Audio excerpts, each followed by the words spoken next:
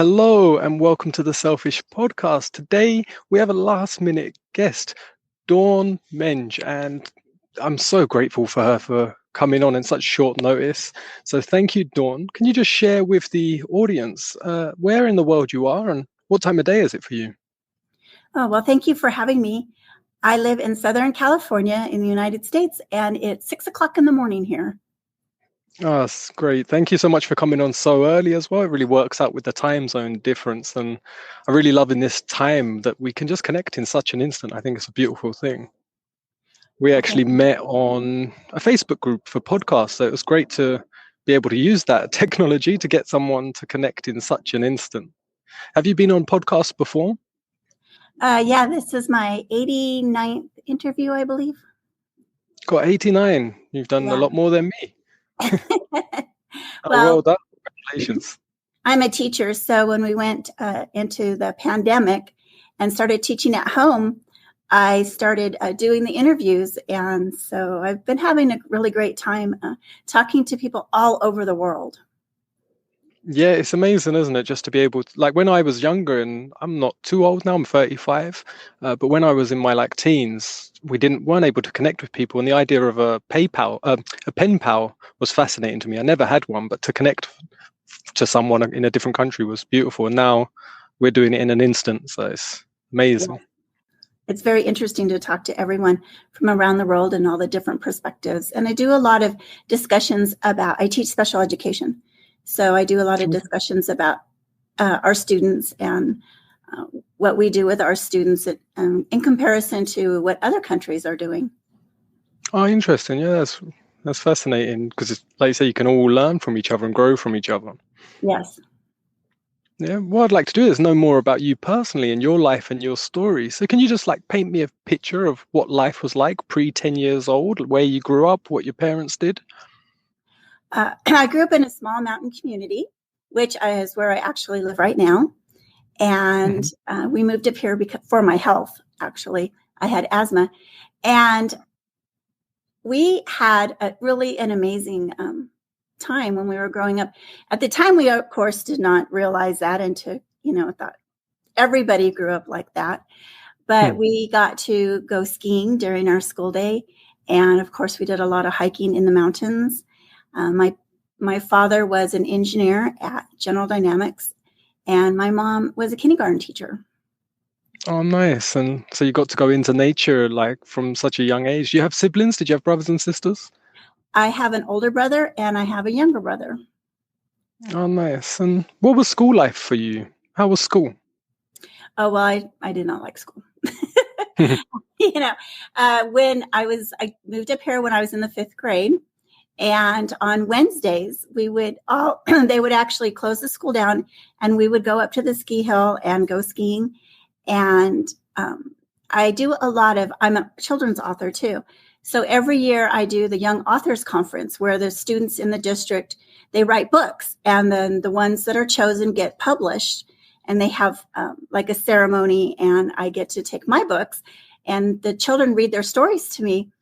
But when I go back to the elementary school to do this event, everything is so small. When you're little and you're running through the hallway, it seems huge. But everything's small. The restrooms are small, and it's like, wow. When I was little, this seemed so huge and so impressive. But it's a lot of fun to go back and talk to the children who are growing up in the same environment that I did, and read their stories and what they're writing about. And then when we got into junior high and high school, we did not have a school. So we were bused probably 35, 40 minutes. And then when I got into the 9th grade, they actually built a school for us. And so it was 9th grade to 12th grade. And I believe there might have been 500 students total. It was very small. There was only 80 children in my graduating class. And my older brother actually was the first person in the class in that school to graduate. So, oh, really? Oh, fascinating. Yeah. So it was very small. And so everybody knew each other. And we used to have a wall. There's 2 blocks. The town's only 2 blocks big. And we would have a wall at the top of the town. And we would hang out at this wall and just sit there and watch the visitors that would come to the village, and we would call them flatlanders. And they would come up, and we would just sit there all day and walk around the mountains. And we could actually ski to the ski hill. And when we were teenagers, almost all of us worked at the ski hill in some capacity. And so it was really nice. And I was a ski instructor, and actually the smaller ski hill was owned by a local family. And in the summertime, they would let us come up, all ages, and we would work to get it ready for this skiing. So we would paint, or we would take the rocks off the courses, put the hay down, and we would earn our ski passes. So it was really neat. It was, and, almost all the children in the town who skied did this. So we were all, really close, actually. Oh, do you still ski now? I'm almost 60, so I don't ski anymore. It's cold, and I did it a lot. When we were teenagers, we used to, ride on the chairlift, and it snowed a lot more back then, and we would jump off the chairlift and things. So when I was pregnant, I have 3 children. When I was pregnant with my second child, I actually had a dream that I fell off the ski chair, and I was never really able to be comfortable again in a ski, riding up in the chairlift. I can still ski. I just can't get up in the chairlift. So I'm more of an observer now. Oh, okay. Interesting. That all stemmed from a dream that it built that fear. And I tried. I couldn't get past it. I did try. And do you remember what your earliest ambition was, something you wanted to do, be, or become, when you was at the youngest you can remember? When I was getting ready to graduate, I did not like high school. I wanted to drop out every year, and I stayed there, got, and graduated, but I wanted to own a business. I wanted to be a businesswoman. I was not going to stay home and take care of my children. I wasn't going to be a stay-at-home mom. And of course, about 6 months after I graduated from high school, I met my husband, and I stayed home with our children. So I did the exact opposite of what I said I was going to do. But I'm really glad I got that opportunity to stay home with them and raise them. My girls all work, and so they've had their children and they've all worked. And I really admire that they're able to balance all of that out. But I know how hard it is for them to leave, the babies. Yeah. Well, yeah. It was interesting. When I was younger, I always wanted to work and get into business, but at the same time, I always envisioned having children, and I wanted to be with them all the time. And in my mind, I was like, how can I work and have a child with me in my work? And it was trying to build that idea always. I haven't got children yet, but I still plan to one day, and I want to spend as much time with them as possible. Yes. Yeah, and when you were saying school was hard, what was not hard, but you didn't want to be there? What did you not like? Was it you just wanted to get into the workforce, or was there something else? I just kind of wanted to get on with my life. I don't know, maybe because it was so small, everyone knew each other. I don't really know why I didn't like it, because I've gone on, obviously to get my PhD. So I'm able to handle school. I think I just wanted to be out and skiing. I played volleyball. I think that kept me in school. I loved volleyball. And then when I was a junior in high school, I actually was in a car accident, and I spent most of my junior year, I broke my femur and my sternum and my pelvis. So I spent most of my junior year in the hospital or in a cast. And so I missed that. And, I just wanted to get on with my life. Oh, okay. And what comes to mind first when I say, what was your earliest struggle in life? Well, I would say was probably recovering from the car accident. I was pretty traumatic. So, but it taught me to be strong, and that life is short, and to go out and, and reach your dreams and work for them. Yeah, and I imagine, like you said, there's just a year sort of in and out of hospital, and it's a lot of just stationary for a lot of time, especially when you've had a life of exploring and being able to sort of adventure. Did you find anything in that time that gave you strength? Was anything you did or anything at all that gave you strength during that time to keep going? Well, I learned how to crochet, and I made a lot of Mhm. blankets during that time. And I had some really great friends who would, so my mom could go to work. They would come and stay with me when I was home. I was in a half a body cast, so I was in a wheelchair. And they would come and stay with me and keep me company, so my mom could go teach. And I know I did my schoolwork. I know I just learned how to crochet and do some things because a friend of mine came to visit me in the hospital. And for some reason, I remember this. The doctor came in, so they had to leave the room, and the ball of yarn went rolling down the hallway of the hospital. I don't know why. Maybe it just seemed funny at the time. And I just really remember that. So I did a lot of the crocheting. And I remember the nurse telling me, you're really nice right now. When it first started, I'm going to give you about a week. And she said, you're just going to, have a really hard time because they put pins in my legs, and they had anchors to pull the bone so it would line up. And I stayed there for about 6 weeks. And she said, for 6 weeks doing that, being 16 years old, that's not where you want to be. And I was about an hour from my house. So my parents actually drove every single day. I really admire, now being a parent and all that, I really admire what they were doing, because they were working and then coming down. And at one point, I actually stopped eating, because who wants to eat hospital food for 6 weeks? Yeah. So they would bring me a hamburger. And so that's actually one of my my defaults, even as an adult, is hamburgers. So, that kind of stuck with me. Yeah, no, it was really interesting. Like you said, to be so young as well, to go through something so dramatic. And like you said, and now that's given you a sort of a perspective for life itself, and you think that's a main cause. What really has driven you? It sounds like you was driven anyway. Like you wanted to be in a business and you wanted to do things, but you feel like that time, even though you were stationary then, it's sort of like giving you a force to actually go harder now and through the rest of your life. Yeah, I think so, because when you're a teenager, you're just kind of bopping around and, checking out the world. And, I learned really fast that, life is hard and things happen and you have to fight through it. And, I had to start, once I was in a smaller cast, I went back to school. And then I remember that summer, I spent the whole summer walking to the ski lift, which is about 3 or 4 miles to build up my strength, because I loved playing volleyball. I couldn't play volleyball after that. That was the one thing. So my senior year, I didn't get to play volleyball. And that might have been why I didn't really want to stay in school, because I really loved it. And I still did ski though, but I worked at a camp. We have a Methodist camp up here. So in the summertime, I would cook, and I would cook these huge pots of tuna casserole and stuff. And so I did that for several years, and I would walk to work. And so we loved being outside. And they actually told me that I wouldn't be able to have children. They didn't think I would be, because of what the injuries that I had. And I went ahead and had 3 children, and now I have 6 grandchildren. So, nice. Was there a fear when you actually got pregnant the first time?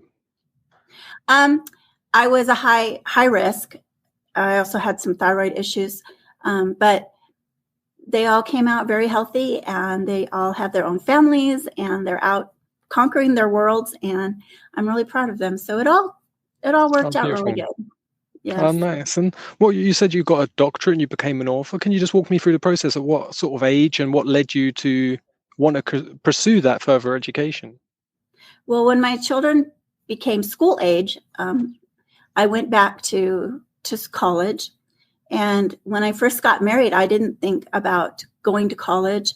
I just thought, well, maybe I'll be a preschool teacher when I raise my kids. So my husband and I went back to college together. He was a fireman. And I took a class where you can get credit for volunteering. And I worked in my mom's kindergarten classroom. And I got to take my 2 little girls with me. And so she trained me to be a teacher. So I went on from there. And while I was getting my credential, I teach students with severe cognitive delays. One of my assignments was to write a math book and a math game. So that's what I did. I wrote a math book. It's based on the days of the week, the months of the years. And the first version was about my students, and we actually took them around to the elementary schools in our area, and my students performed like a skit. And then I would go back the next day and I would explain their behaviors, their disabilities, answer any questions the children had. We did that for 3 or 4 years. We did that. I got a grant through a college, and then I decided that I wanted to publish it. So I named it after my grandmother, who was an astute businesswoman. She actually founded a credit union, her and her dad, going door to door to get their members and to build up their membership. And she was a world traveler. So it's called Queen Vernita's Visitors. And everyone in the book they were the children in our family. And I put my dad in there, who had passed away at that time, because I thought, well, they're just kids. They're not going to, notice that they're in this book. And I was only publishing the one book, that's as far as I'd gotten. And I immediately started winning awards and getting interviews. And people were asking me, well, what's your next book? And I'm like, I don't know, And so I love to travel. So we decided that the Queen was going to travel around her kingdom and talk about the different areas. So now I'm publishing my 13th book, and it's won over 70 international awards. And so I'm just having a really great time doing it. Oh, wow. So that's fascinating. And it seems like you wasn't even looking to be an author in any way at all. No. And you were just directed in that way. Yeah. So yeah, that's nice. And Yeah. what kind of feeling did you get when you first published your book and got sort of recognition for it? Well, my publisher recommended it to the Evie Awards, which is out of Colorado, and I got first place. And I was just like, what? It wasn't something I even thought about, winning an award. And it really actually spurred me on, because when I published, I didn't think about publicizing my book or doing book events. I actually was very shy and was having a hard time at first getting out there. And when I would do interviews, I would have the characters, because they're all real people. So I would have the characters in my book do the interviews with me, and talk about being in the book and how much, if they liked it and what it was like, the experience. And I remember that I did one of my first in-person events. It was at the library, and the local TV station was walking by talking to all of the authors. And I'm like, I'm not going to do that. And I actually tried to hide in the bathroom when it was going to be my turn. And the ladies next to me, they had these science books, and they said, if you're going to be an author, you're going to have to learn to do this.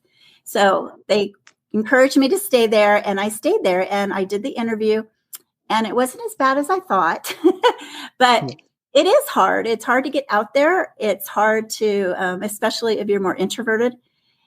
It's hard. So that's one thing I started doing when we started with the pandemic and the lockdown. We were at home teaching.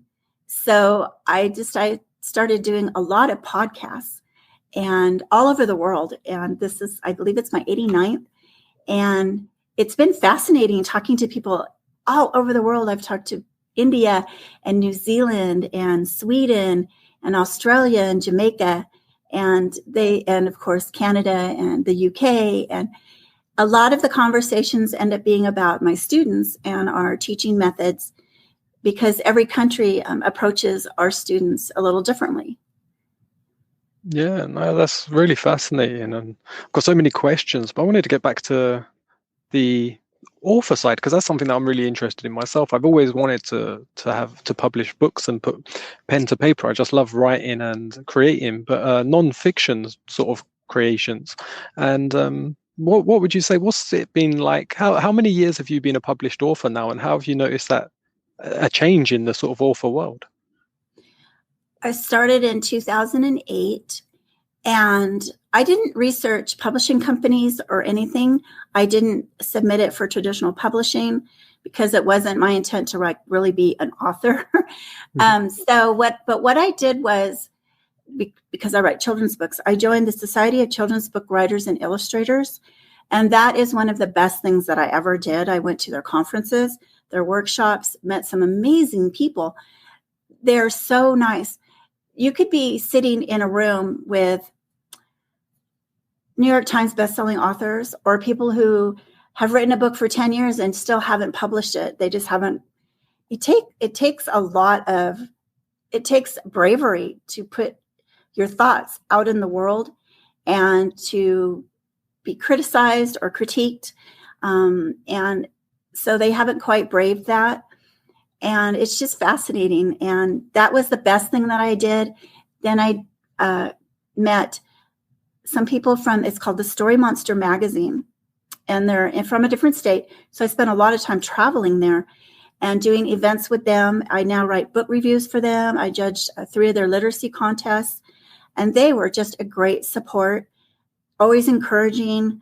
Going to these events with them has always been just, you meet the neatest people. I was sitting next to the last in-person event that we were able to do. I was sitting next to a man, and he was just illustrating away. He was one of the illustrators, and he works for Marvel Comics. And it's like, wow, you meet people that are really out there, and they're just nice. You don't expect them to be, but they are. They're just nice, and they're encouraging, and everyone encourages each other.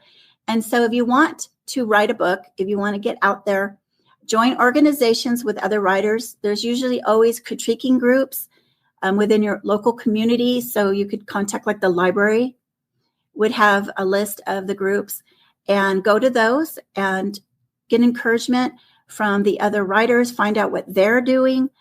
And you read your stories, and they critique them. They give you thoughts and ideas. You don't have to take them, but it's always nice to hear what other people who are published and have been out there for a while, their experiences. They can tell you a lot about what to do, where to go, who to talk to.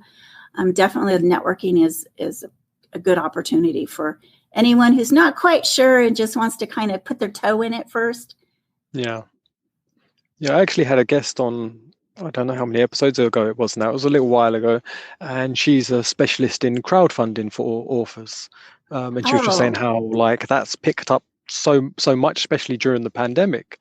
And yes. But she says she mainly concentrates on children book authors, and she says she's just noticed that people that are that are authors for children books, she goes, are just the nicest people she's ever met, and that's why she loves working with them so much. And it sounds like you've had a similar experience.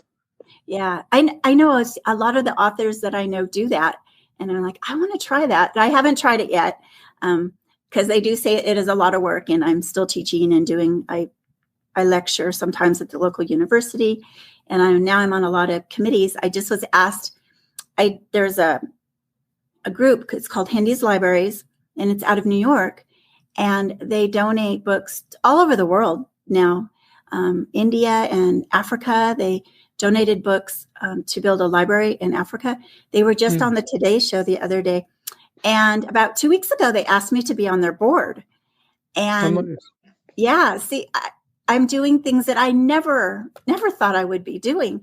But what I did when I went to one of the conferences, there's an author, his name is Kwame Alexander, and he did a speech, and I was kind of discouraged at that time, very tired. It was the last speech of the conference. And I said, well, I want to stay. So I actually just sit on the floor in the back of the room. It was so full of authors and publishers. But he has a speech he calls Yes. And he talks about, and that's one thing I really loved about going to the conferences. You have these authors that are having movies made out of their books. And like I said, they're New York Times bestselling authors. They're Newbery Award winners. And they talk about the struggle. It's not easy. And one lady actually, she taped all of her rejections, and her husband and her put it all the way across the stage. That's how many she had. And now she was getting a movie made out of her book. So it's really tenacity and to keep going out there. But he has a speech called Yes. And he said, you say yes to the opportunities that you have. And one opportunity leads to another, leads to another, leads to another. And so I started doing that. And he's the only person I've ever written to who I thanked for, kind of giving me that little push I needed and validating what I was doing in my life. And so that's what I do. If I see an opportunity and I can do it, I'll volunteer for it. Hey, let's try that. And so I've become a literary judge, a book reviewer. Now I'm on a board, all sorts of things that I never thought I would be doing. Yeah, that's really nice. And you said you got grandchildren and you do children's books. So did they grow up reading or having your books read to them? They're actually in my books. So my books are all based on my actual adventures, and our family travels a lot together. So they're in all of the books, and I believe they read them, but it's not really something we actually talk about when we're together as a family. Because we're busy camping, or I have one that I wrote. We took a train ride from Williams, Arizona to the Grand Canyon. And then afterwards, we went on the Polar Express. And when I first started writing the book, I was going to write it on the Grand Canyon. But I needed more pre-K books to do the readings, because the other books, they're too long to read during a school reading. So I made it pre-K to first grade. And it actually has a picture of my grandson who fell asleep in Santa's lap. And that's the cover of the book. And yeah, so they're in all the books. So they know when we go somewhere, I'm thinking, okay, I'm going to make a book out of this. What are we going to talk about? And I have my students in my books and my friends. And so they're all very personal. Yeah, no, that's really fascinating. I'm looking forward to checking your books out afterwards and seeing a bit more. What's the eldest grandchild you have? How old are they? My oldest is 18. She just turned 18, and she's graduating from the high school that I graduated from, that her mother graduated from, and she's graduating just in a few months. Oh, nice. And because she's that bit older, has she ask questions? Like when was she first featured in your book? What age would she have been? Oh gosh, see, she might have been 7. She was little. Has she brought it up to talk to you about being in the book, or it's just not come up? Yeah, she actually was December. Her birthday's in December. When I started putting everybody in the month of their birthday. And then as I got more books out, that was a little harder to do. But so she was in December, the first 3 or 4 books that I had. And we do talk about it. She actually asked if she could do some interviews with me. We just haven't been able to connect to do that because she's busy with her school. Yeah. And she was in the color guard. And so she's busy with her life. But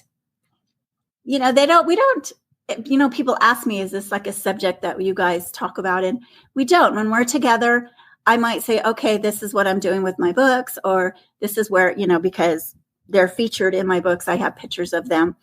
I will show them, okay, you were in this article or that article, but, they're not really concerned with it. And they've gone to my book signings with me and been involved, but, they're almost in their 40s now. And my newest granddaughter was just born in July, and her mom's a nurse. And so I have 6 months to 18 as grandchildren.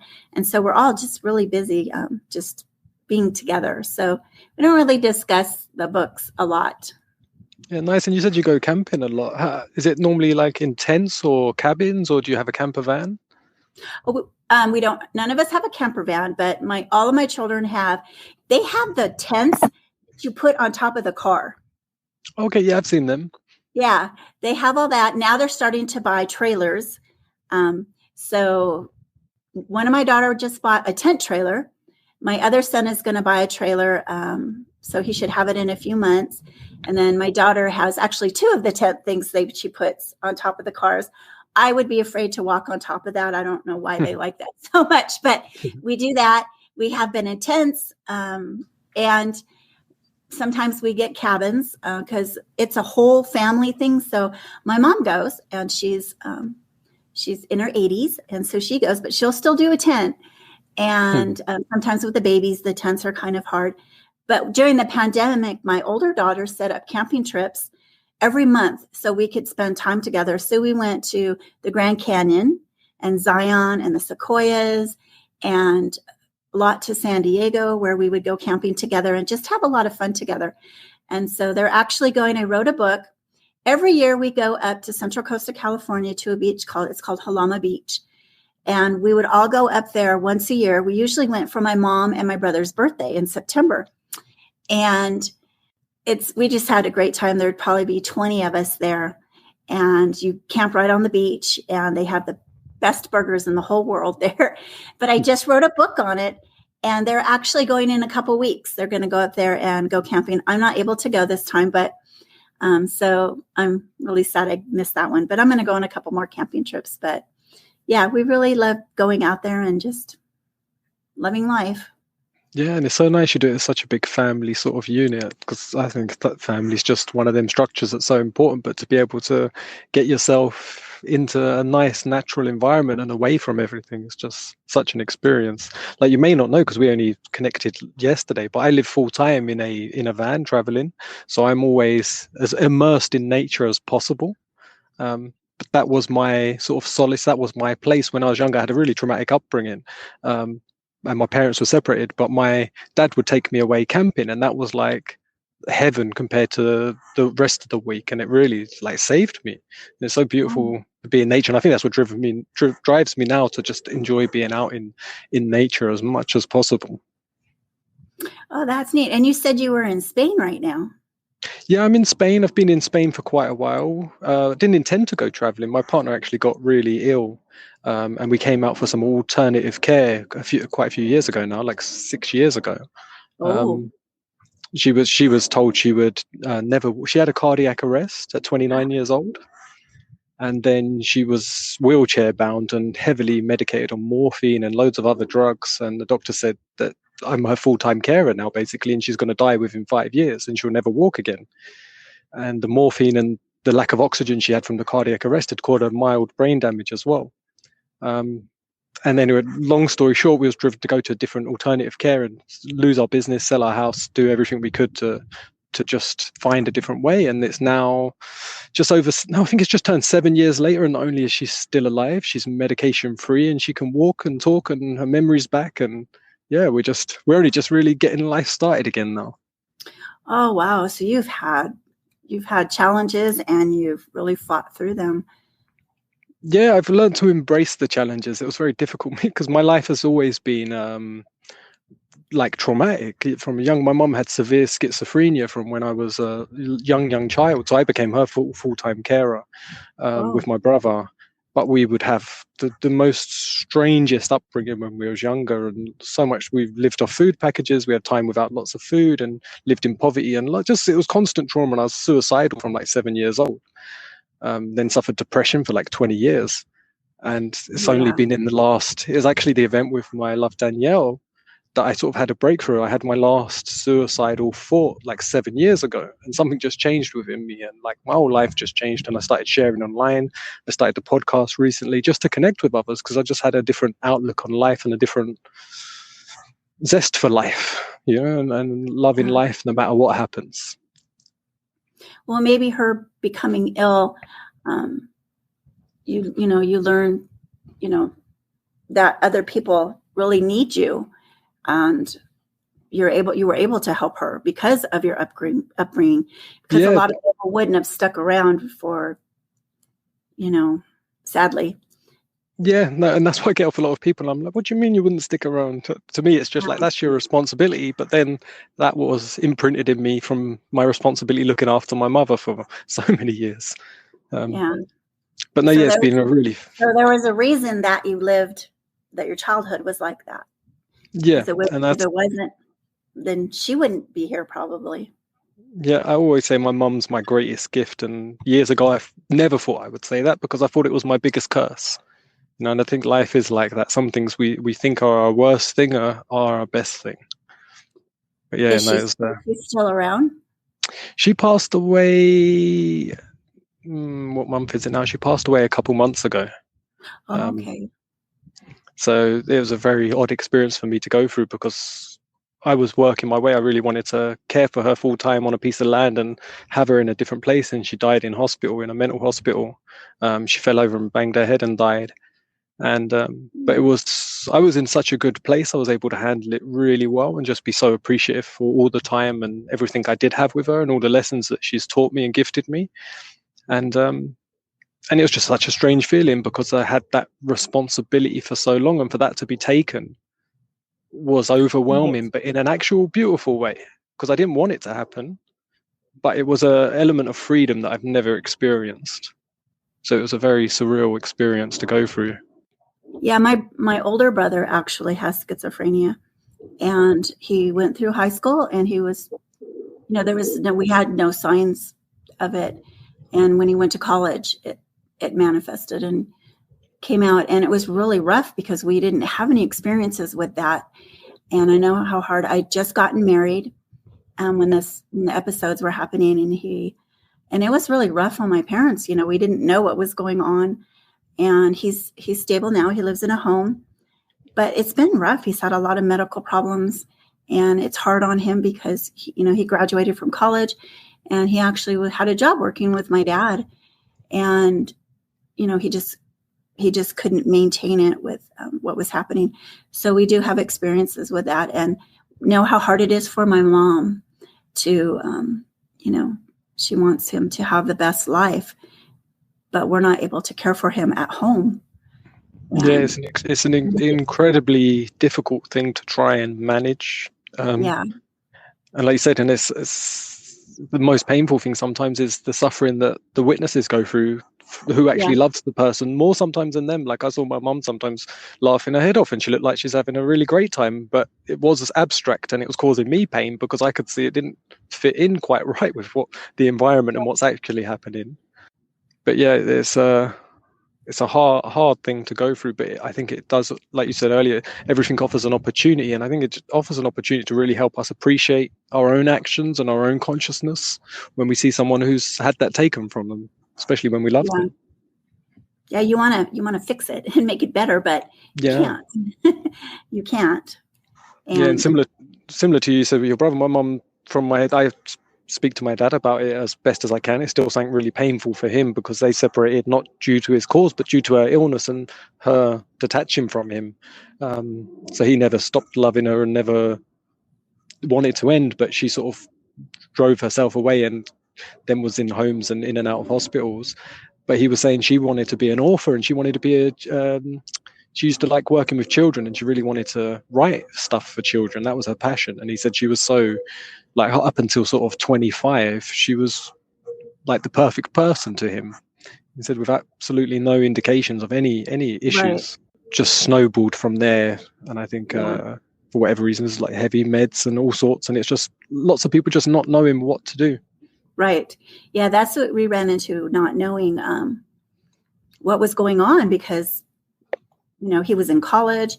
He was actually the salutatorian of the high school.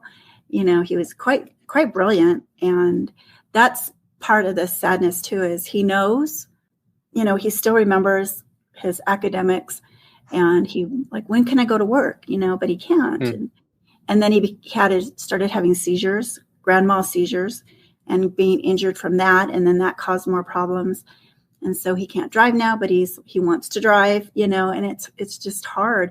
He loves Death Valley. So we just took him, my mom and I help her with him, and we took him to Death Valley and spent the weekend there so he could explore.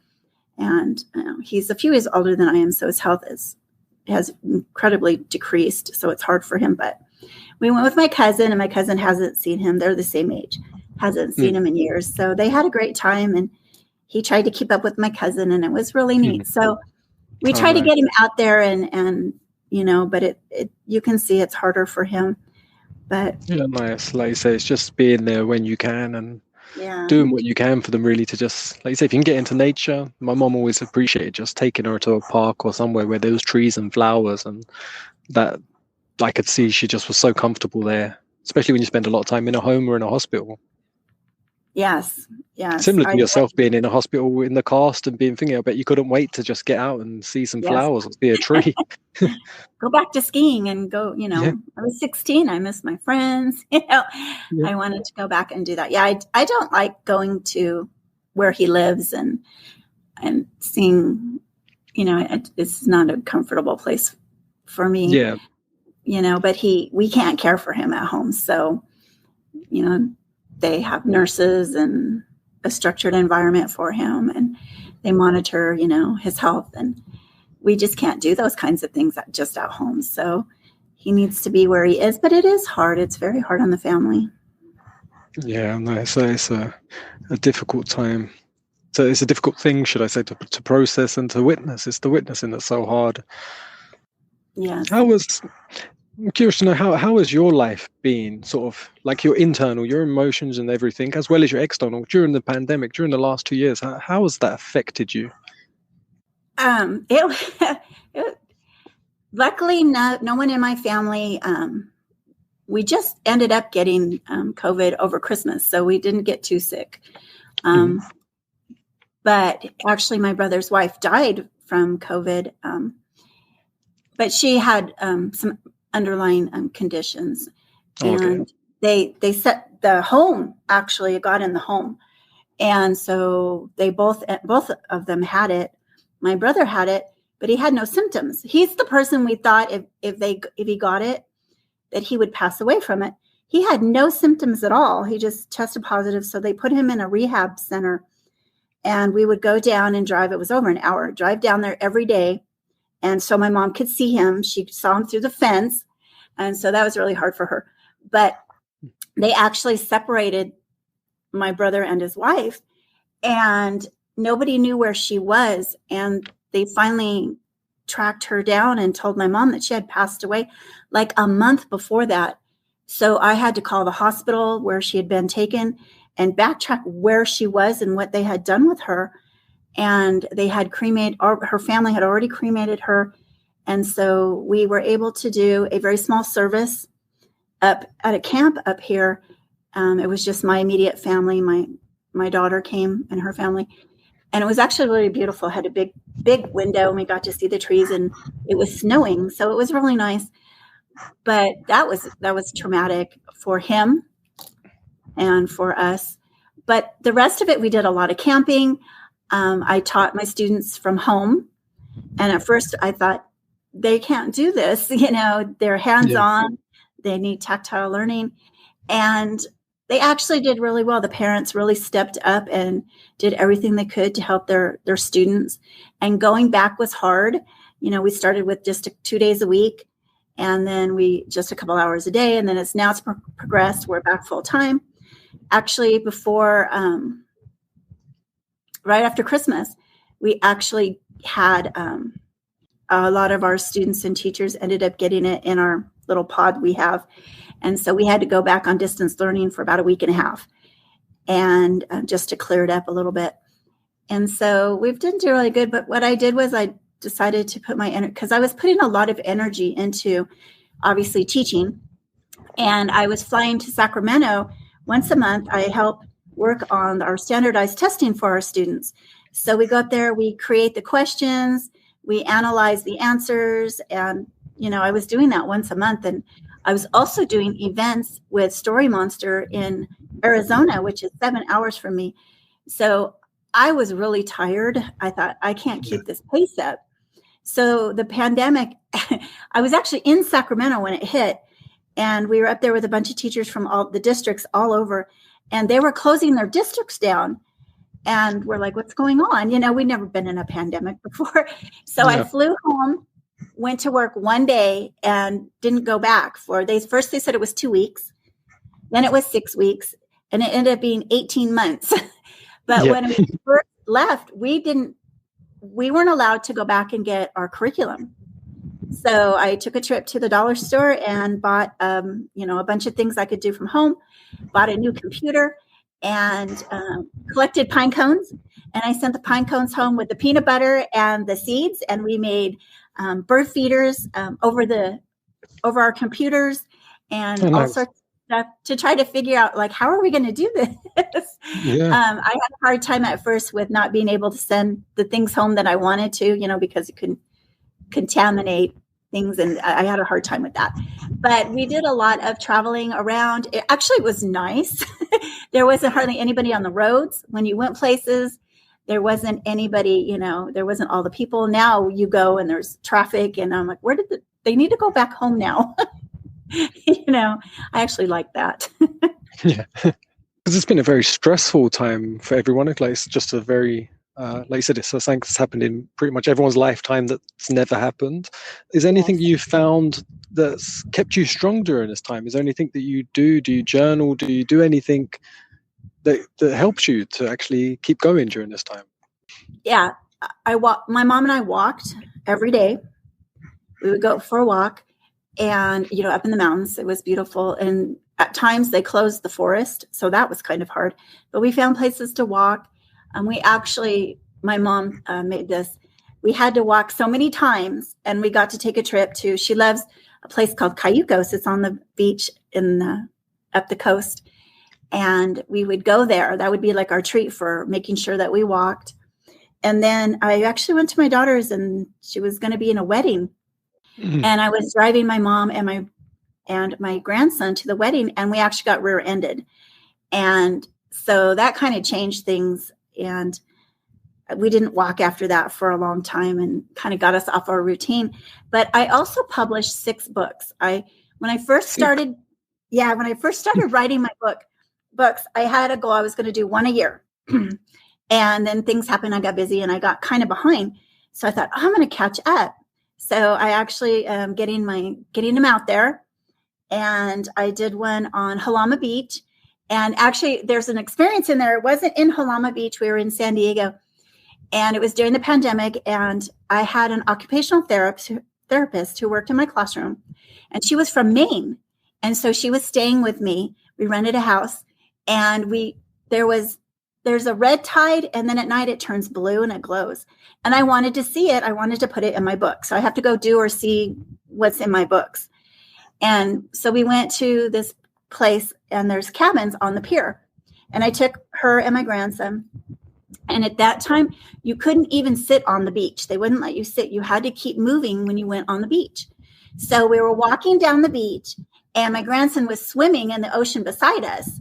And we were walking, and suddenly this huge jellyfish came up on shore. So she's dancing over the jellyfish, trying not to stand on it, to step on it. It was actually really funny. So I'm like, okay, you're in my book now. So there is a page in my book of her dancing over the jellyfish, and my grandson's in the background. He's dancing in the ocean behind her. And so it was just a perfect opportunity to put something fun in one of the book I wrote about the beach. So. Oh, nice. And did she manage to dance and not get stung? Yep, she did it. But it was funny. She was doing a jig, an Irish jig over the jellyfish, and it was big. It was big, but luckily she saw it when we were walking. But so we just adapted really well to what we needed to do, and just kept going out there as much as we could. And so I actually got a lot done during the pandemic. Got a lot of writing done, catching up, getting things published, doing a lot of interviews. So I just went in kind of a different direction than what I was doing before it. Oh, nice. And you said you got 13 books published now? Yeah, my 13th one is on Tucson, Arizona. It's this beautiful bed and breakfast that I started going to. When I first started publishing, I would go to the University of Arizona. They have a huge book festival. There's like 10,000 people that go there. And so I would go there. I had a friend who actually worked at the university, and I would go visit him and his wife. And we stayed in this Hacienda Linda. It's beautiful. So we made it he and I just wrote this book. He loves the desert. Me, not so much, but he does. So we wrote a book on the Hacienda Linda, and she's one of the main characters. And we're waiting for it to come out, hopefully any day now. It's been taking a little longer than I thought. And he and I are going to write a book on Death Valley. His grandmother went to Death Valley almost 100 years ago. And she wrote a journal on the stationery from the inn that was there. And so I've been back twice to research it, take some pictures and things for the illustrations. And we're going to follow her grandmother's journey and our journey 100 years later. And so I think it's going to be a really interesting book. Oh, nice. And you said all your books are children's books? Yes. Pre-K to 6th and 7th grade. Okay, because you said you work with people with cognitive issues. Are they directed towards them or for all children? No, they're for all children. But my students are in my books. I have autism and Rett syndrome, Down syndrome, cerebral palsy, multiple sclerosis. I have visual impairments, hearing impairments. My books are formatted and they're repetitious. So they have the same format. Every month is a new month with a new friend with a new subject. And then there are 7 facts about that subject, one for each day of the week.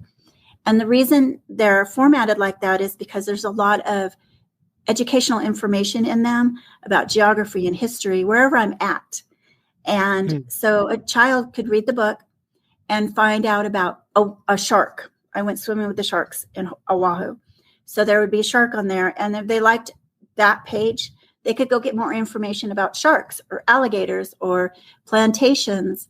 And they're really good for children who, or even adults who, I have a teacher in Washington who uses them. He teaches refugees from Somalia English and how to work in a factory. And he uses my books. The whole families use my books to learn English. And they're used in classrooms in Africa because of the repetition. And for children who have learning disabilities, it's easier for them to learn how to read. Oh, that works well. And it's nice that you've, like you said, you've included the real characters, real people with real ailments and issues in their life, because it gives them a reference point as well. Because lots of people, whether it's race or anything, like you often hear people saying, oh, like they didn't have anything that reflected anything that they could relate to. So when you've got such diversity, I imagine that's so enlightening for all the children that you do work with and children that don't have issues to hear stories from their perspective and just have them included in their world, in their imagination. Yeah, I don't, people ask me, am I going to write a book about disabilities? And no, I don't want to do that. The children are just one of the 12 people that are in my book, and they're all doing something in their lives. I have my one little boy, he has autism. He's at the Volcanic National Park with his dad, and he is nonverbal. So he has a communication device. So he's teaching the Queen about his communication device and how to use it. And so if a child's reading the story, they know if they see someone with this phone or iPad and they're using it, they're not playing games, they're using it to communicate. So I have the little girl, she has Rett syndrome, and she's making leis for her classmates. And she's in Hawaii, so she's making the beautiful leis. And her mom's helping her. So her mom's explaining to the Queen what Rett syndrome is and why she has to help her. But this little girl is living her life. She's making beautiful flowers. She has friends and classmates. And so I want everyone to remember that someone that has a disability is a person. They're a person first. And they have they're not their condition, Yeah. So nice. That's what I like doing. Yeah, it's nice. And like you say, and with technology now, it's interesting you say it's communicating with something that looks like is it through a phone? They can use the communication devices, they're apps, so they can get them on their phone. We use iPads.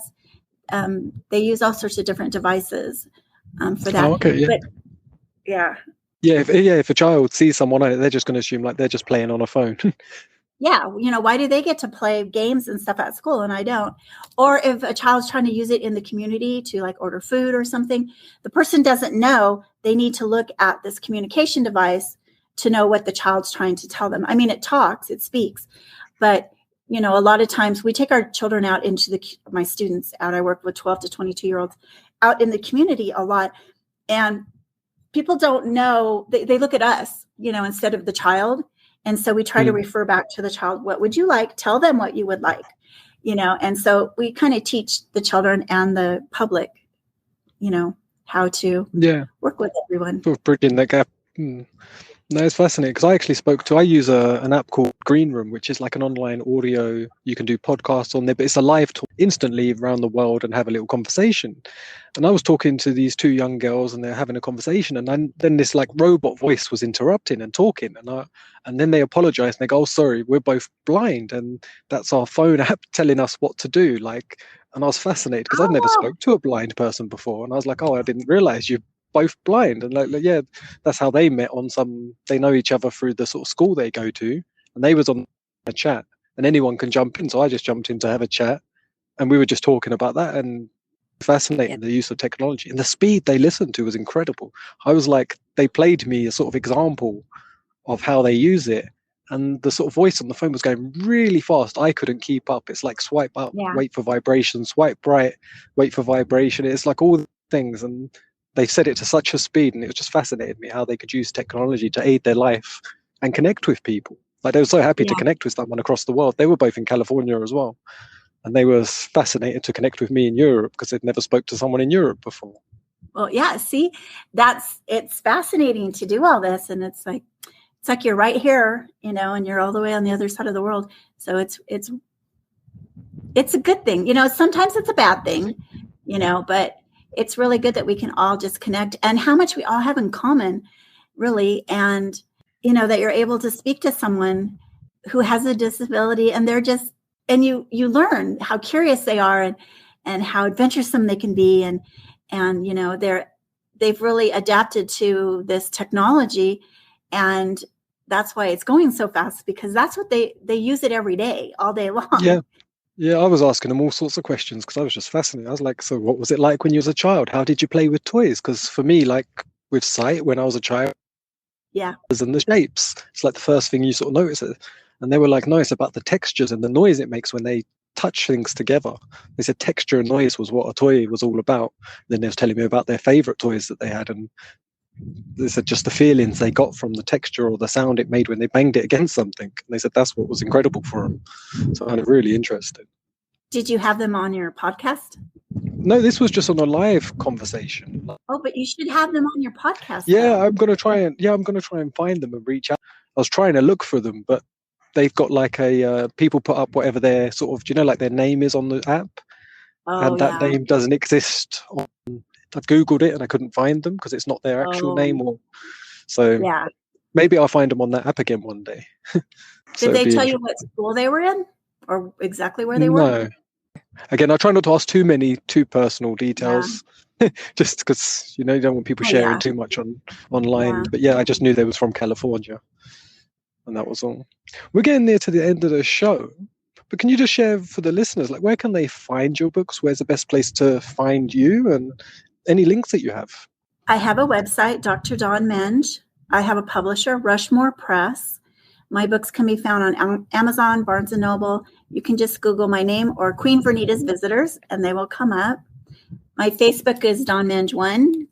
Instagram is Dawn Menge. And my Twitter is Queen Vernita. And if you're interested in purchasing any of the books and you're not sure, because they are pre-K to 7th grade, which book would be best for the grade level of your child, just send me a note and I'll let you know which ones would be appropriate. And I have them I have 2 on Hawaii, 1 on New Orleans, where we hold a baby alligator. There's 1 on Baja, Mexico. I wrote one with my brother, who's an astronomer. So there's 1 on astronomy, a paddleboat trip, the train ride. I have 1 on Alaska. And I also have another book that's not part of this series, and it's called Dragon's Breath. Oh, nice. I'll make sure to keep all the links in the description. So if anyone's listening, they want to find out, go to the description and you can follow through to the links. But it's been beautiful chatting to you. I could chat to you for a lot longer. I have just a few short, quick, fun questions I ask every guest. Have you got time for them? Yes. Yeah. Can I just ask you, if you was to choose one, cat or a dog? Dog. I'm allergic to cats. Okay, that makes it easier. And what's your favorite color? Green. Nice. What excites you? What motivates you? Well, at work, it's my students accomplishing something and telling me they don't need me. My family, traveling, love. Nice. And what does the opposite? What turns you off? Liars. Yeah. Basically, that's people who are intentionally mean or cruel. Okay. What noise do you love? My grandchildren laughing. Oh, beautiful. And what sound or noise do you not love so much? I don't know. A car honking. Well, I've had 2 guests from California, and both of them leaf blowers, and I don't know if that's a Californian thing or a city thing in California, but they were so. Yeah, I don't know if I've really even heard a leaf blower before, but that really gets them frustrated. Oh, they're really loud. We don't have them in Wrightwood, but I've lived other places where they have them. They are loud. Yeah. What do you love about yourself? My family. We wouldn't be so close if I had raised them differently. So my children and my grandchildren, and just having a close family. Yes. What do you love to see in others? Kindness, I love to see their eyes light up when they learn something new or when they see something new. I love that they learn about themselves and how wonderful the world really is. Oh, nice. And last question, what do you love about animals? This can be pets or animals in nature when you witness them when you're out camping. They're just fascinating. All animals are. I love to learn about wherever I'm at. You know, sometimes people think that you shouldn't be in their environment and you are taken away from their home. But how do we know we need to preserve them or conserve their environment if we don't know who they are? I had a discussion with someone about the animals like that are in SeaWorld. But as an educator, if my students don't know what a dolphin looks like or what it feels like, they don't know they need to take care of the dolphin. Yeah, and I think, as like I said, it brings an appreciation to the vastness and beauty of life. And there's so many places, like a lot of places have some exotic animals, but for the most part, most of them have actually been rescued. You know, it's normally that they've been illegally traded or they've been found injured and then trying to rehab them. You know, and it's a great opportunity to see something you would never see on a hike or on the way out, especially. And I've seen one. There was actually, I don't know if you've seen it. It's a film I watched called Dolphin Tale, and it was about a dolphin that had it was injured by, I think, a boat, and it had its tail cut off. But it became like an inspiration. It was like a true story, and it became an inspiration to people that had limbs missing, and all sorts of people with disabilities would travel across the world to see this dolphin. And lots of kids that couldn't speak and had disorders was just lit up. They got a connection to it. We actually took our students to SeaWorld and they went swimming with the dolphins. And oh, beautiful. Yeah, and all their parents came, and it was a fascinating experience. And so they really connect. Our students connect with animals, horses, dogs. You know, they use a lot of service animals. So there's a really tight connection. Oh, nice. Is there anything else you would like to share with the guests, or is there anything you would like to say before we go? Just go out there and love your life and live your best life and have adventures every day. Thank you so much. Thank you again for being part of the show. I hope you enjoyed it. It was beautiful to connect with you and just hear someone else's life and journey. Well, thank you for having me. Absolutely no problem. I look forward to going and checking out your books and sharing it with the world. Well, thank you. And thank you for having me, and enjoy your adventures. I will do. I have one personal question. This will probably be on the podcast too. You said you have, you mentioned your publisher in it. Are they a children's sort of book only publisher? No, they publish adult books and children's books. And they actually have one of the authors. I actually just watched the movie because I looked her up, but she wrote a book about a man who ended up murdering his family. It's called American Murder. And she's one of the authors that's connected, and it's on Netflix, connected to my publisher. Oh, okay. Interesting. Yeah, no, I was just curious. Apologies if you can hear some dogs barking. I'm out by a little river at the moment. Someone's come to walk their dog, and it sounds like he's very excited to go for a walk. Yeah, no, because I'm working on sort of two books. One's only in the idea phase because I'm trying to concentrate on the other one. But you know, when you get an idea pop in, you sort of try not to get distracted by that sometimes, because I've got two completely opposite books I'm working on. One's like my own personal sort of book about suicide and what that's like and how to sort of help other people that are dealing with someone with that issue or going through that issue themselves. And the other one's actually like a children's book based on one of my cats, because I live in a van, like I said, but I also have 5 cats and a dog. And I wanted to do a little story about my cats, just because I think it'd be nice for children to share and hear their journey and their life. But 2 weeks ago, we got one of our cats back for 1.5 years. Then they was all born in the van, 4 of them. We've got the mother and her 4 children. Oh my gosh. It must be very crowded. Yeah, no, but they're out all the time. One of the cats is right near me now.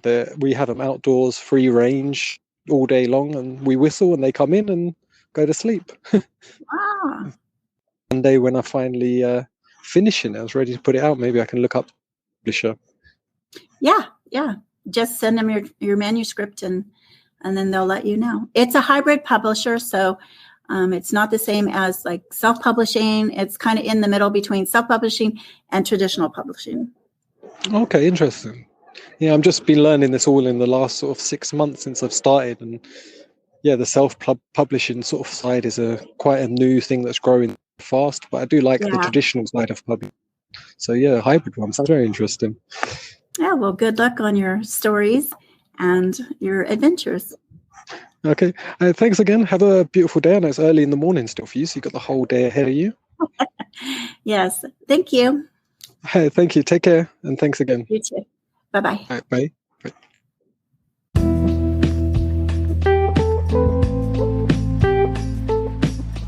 Thank you so much for being here and listening to the Selfish Podcast. I'm your host, Luke Greenheart, and I appreciate you being here. Don't forget to check out my YouTube channel. Just search Luke Greenheart on YouTube. You'll find me. Check out my website, lukegreenheart.com. Have an amazing day, and stay tuned for more episodes. I'll be interviewing guests on their path of self-development, their path to self, getting to know them in much more intimacy, much more depth, sharing and connecting with all, so we can have a much more blissful, joyful, and productive life together. All right, much love. Have a great day.